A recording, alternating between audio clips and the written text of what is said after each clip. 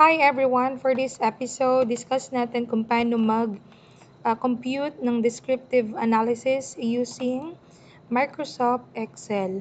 So bago yon, punta muna kayo sa inyong File tab sa Microsoft, then choose Options. Ayan, so here, punta kayo sa Add-ins, then Manage Add-ins.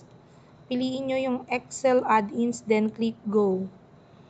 Then always check po itong analysis tool pack, then press OK para maging activated po yung ating data analysis tool pack dito po.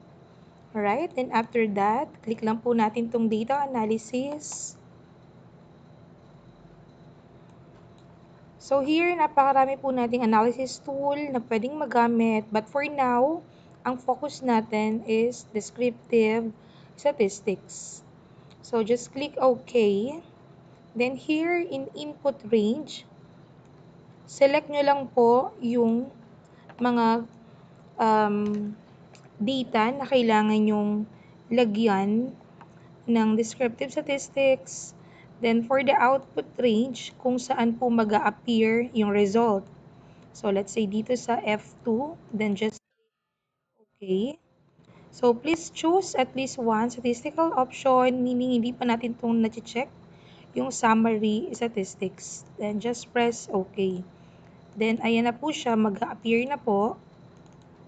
So itong column 1, pwede nating palitan to as pretest. Alright, next. Ulitin lang po natin, data analysis, descriptive statistics, press OK. Then input range po, ito pong post-test. Para sa output, this time I2 naman.